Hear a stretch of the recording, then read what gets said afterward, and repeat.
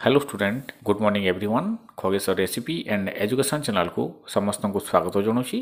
आज भिडियो आलोचना करवा सुरभि 2025 क्विज प्रतियोगिता केते गुड़िए क्वेश्चन एवं तार आंसर विषय में भिडियोटी भल लगे लाइक करदेव एवं जो मैंने मो चैनल नए अच्छो हृदय सहित सब्सक्राइब करनब।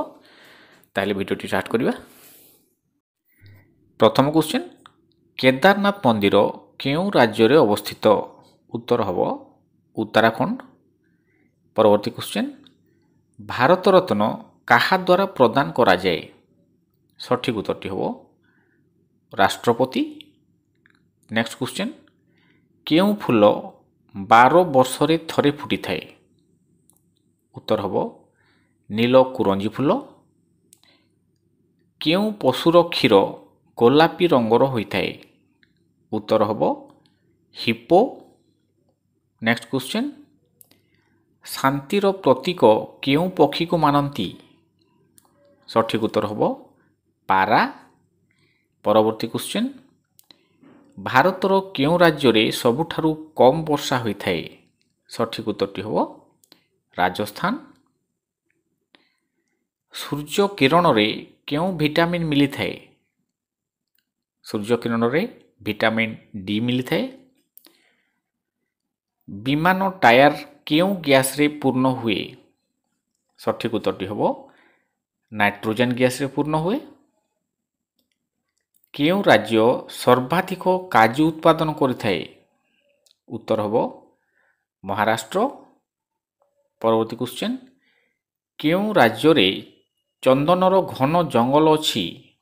उत्तर हम कर्णाटक। नेक्स्ट क्वेश्चन, केरल राज्यर सरकारी भाषा कौन? सरकारी भाषा हेउछि मालायालम। दिल्ली रे रहिथिबा महात्मा गांधी को समाधिर नाम कौन? उत्तर हम राजघाट। परवर्ती क्वेश्चन, पोंगल केउं राज्यर प्रमुख पर्व? उत्तर हम तामिलनाडुर। किए गीत गोविंद रचना करछंती? सठिक उत्तरटी हम जयदेव। नेक्स्ट क्वेश्चन, गौतम बुद्धंक मृत्यु केउंठी होइथिला? उत्तर हम कुशीनगर होइथिला। हिंदी दिवस केबे पालन करा जाए? उत्तर हम सेप्टेम्बर 14 तारिख रे पालन करा जाए। नलवन पक्षी अभयारण्य केउंठी अवस्थित?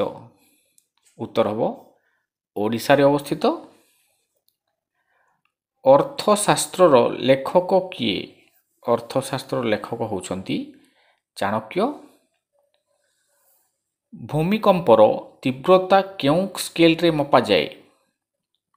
उत्तर हम रिक्टर स्केल।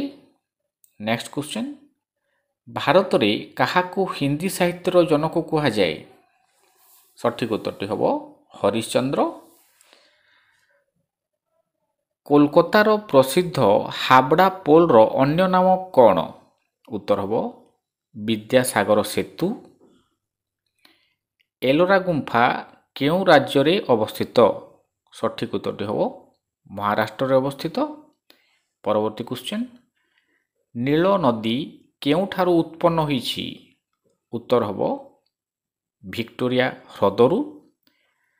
आजिर भिडियोटी एतिक थिला। भिडियोटी भल लगे लाइक करदेव एवं जो मैंने मो चैनल नुआ अच्छो हृदय सह सब्सक्राइब करनब। धन्यवाद।